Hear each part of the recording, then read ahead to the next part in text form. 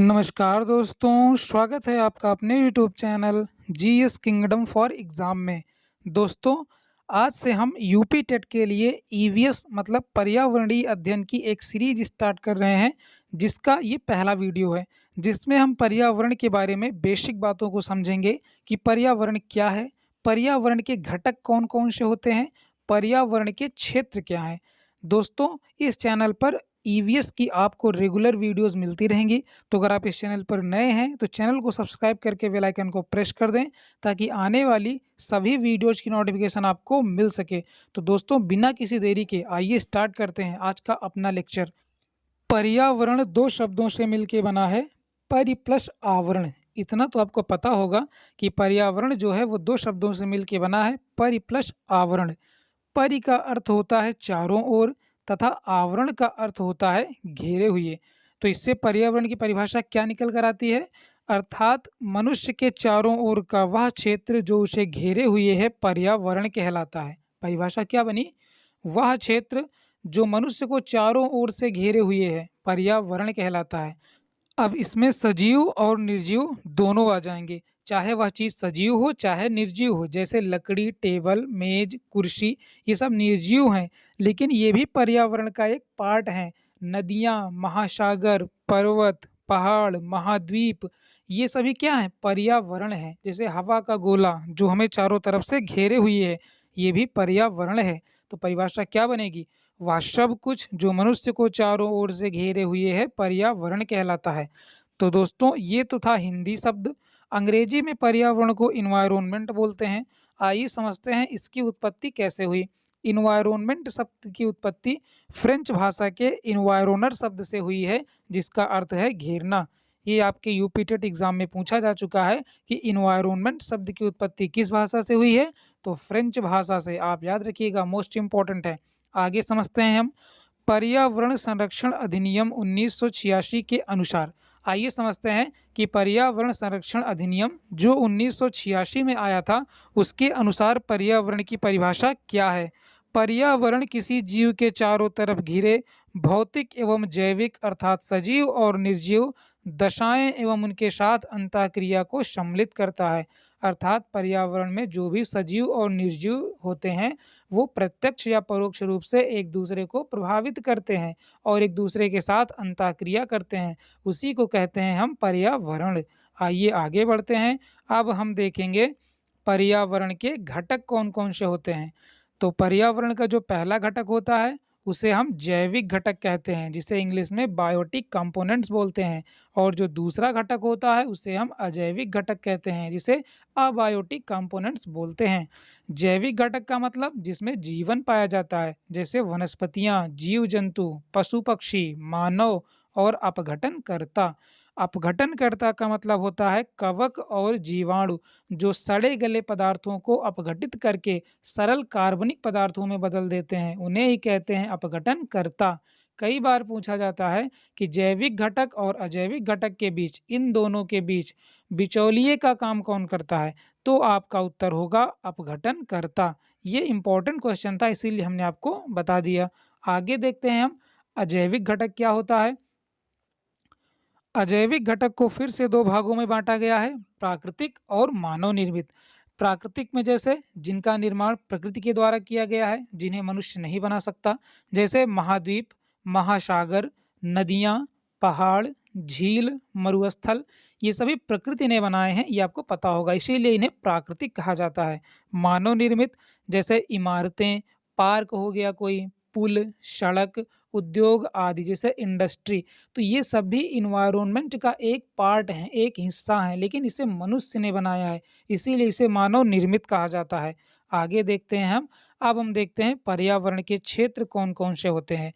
पर्यावरण के 4 क्षेत्र होते हैं। पहला है स्थल मंडल, जिसको अंग्रेजी में लिथोस्फियर बोला जाता है। दूसरा है जल मंडल, जिसको हाइड्रोस्फियर बोला जाता है। तीसरा है वायुमंडल, जिसे एटमॉस्फियर बोला जाता है। और चौथा है जैवमंडल, जिसको बायोस्फीयर बोला जाता है। आइए इसको हम एक चित्र के माध्यम से समझते हैं। जैसे आप देख रहे होंगे, ये है जलमंडल, अर्थात जहाँ पर जल की अधिकता है उसे हम जलमंडल कहेंगे। ये है स्थल मंडल मतलब जमीन वाला हिस्सा, और ये है ऊपर वायुमंडल। ये हो गए हमारे 3 क्षेत्र। और जहाँ पर इन तीनों का संयुक्त रूप मिलता है, अर्थात जहाँ पर ये तीनों उपलब्ध होते हैं, उसे हम कहते हैं जैवमंडल। जलमंडल मतलब जहाँ पर पानी ज़्यादा होगा, स्थल मंडल मतलब जो महाद्वीप हैं, वायुमंडल मतलब पृथ्वी के चारों ओर जो वायु का घेरा है, उसे वायुमंडल कहते हैं। और जहाँ पर ये तीनों चीज़ें मिलती हैं, उसी को हम कहते हैं जैवमंडल। और मनुष्य का विकास या किसी जीव जंतु का विकास जैवमंडल में ही हो सकता है। जैसे मान लीजिए आपको किसी रेगिस्तान में खड़ा कर दिया जाए, तो क्या आप रह सकते हैं? आपको यहाँ पर स्थल मंडल दिख रहा है, स्थल मंडल आपके पास है, आपके पास वायुमंडल भी है, लेकिन आपके पास यहाँ पर जलमंडल नहीं है। तो क्या बिना पानी के आप जीवित रह सकते हैं? आप जीवित नहीं रह पाएँगे। तो मनुष्य के विकास की जो अनुकूल परिस्थितियाँ होती हैं, वो जैवमंडल में ही मिलती हैं। और जैवमंडल का मतलब होता है जहाँ पर वायुमंडल, जलमंडल और स्थलमंडल ये तीनों होते हैं, उसी को हम बोलते हैं जैवमंडल। आगे देखते हैं, अब हम एक-एक करके सबको समझते हैं कि स्थलमंडल क्या होता है, जलमंडल क्या होता है, वायुमंडल क्या होता है और जैवमंडल क्या होता है। पहले हम स्थलमंडल को समझ लेते हैं। पृथ्वी का लगभग 1/3 भाग या 29% भाग स्थलमंडल है, जो हमें 7 महाद्वीपों के रूप में देखने को मिलता है। अगर आपको याद हो तो कमेंट बॉक्स में सातों महाद्वीपों के नाम ज़रूर लिखें। अगला पॉइंट हम देखते हैं, पृथ्वी की सबसे ऊपरी परत को भूपर्पटी यानी कि क्रस्ट कहते हैं, जिसका निर्माण सैलों और खनिजों से मिलकर हुआ है। मोस्ट इम्पॉर्टेंट पॉइंट है।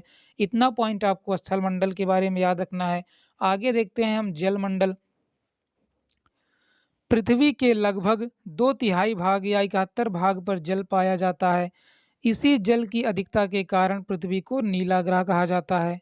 पूछा गया क्वेश्चन है कि नीला ग्रह किसे कहा जाता है? पृथ्वी को। क्यों कहा जाता है? क्योंकि पृथ्वी पर बहुत ज़्यादा मात्रा में जल पाया जाता है।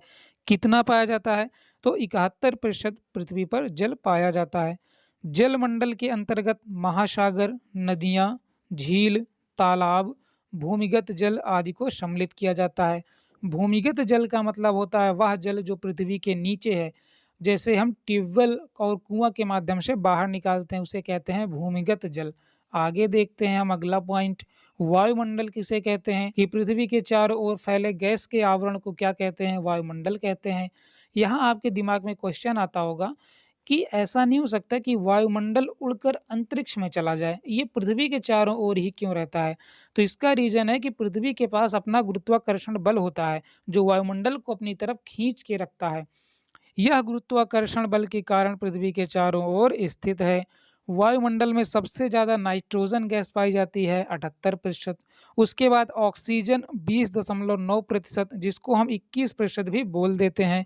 आर्गन 0.9% पाई जाती है।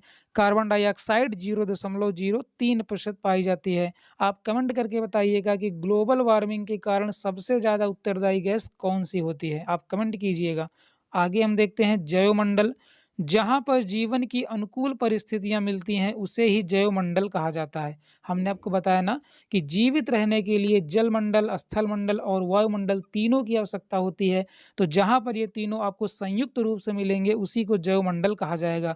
अर्थात जहाँ स्थलमंडल, जलमंडल, वायुमंडल संयुक्त रूप से मिलता है, उसे ही जैवमंडल कहा जाता है। इसे हम एक चित्र के माध्यम से समझेंगे। जैसे ये एक लोमड़ी है, इसी का एग्जाम्पल लेके हम समझते हैं।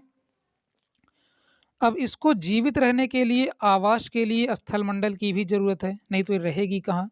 साँस लेने के लिए वायुमंडल से इसको ऑक्सीजन गैस चाहिए और इसे जीवित रहने के लिए जल की भी आवश्यकता है। तो कुल मिलाकर अगर इसे जीवित रहना है तो तीनों की आवश्यकता पड़ेगी, स्थलमंडल, जलमंडल और वायुमंडल। इसीलिए हम कह सकते हैं कि इन तीनों का जो संयुक्त रूप होता है, उसी को हम बोलते हैं बायोस्फीयर या जैवमंडल। दोस्तों, आज की वीडियो में बस इतना ही। आपको ये क्लास कैसी लगी हमें कमेंट करके ज़रूर बताइएगा।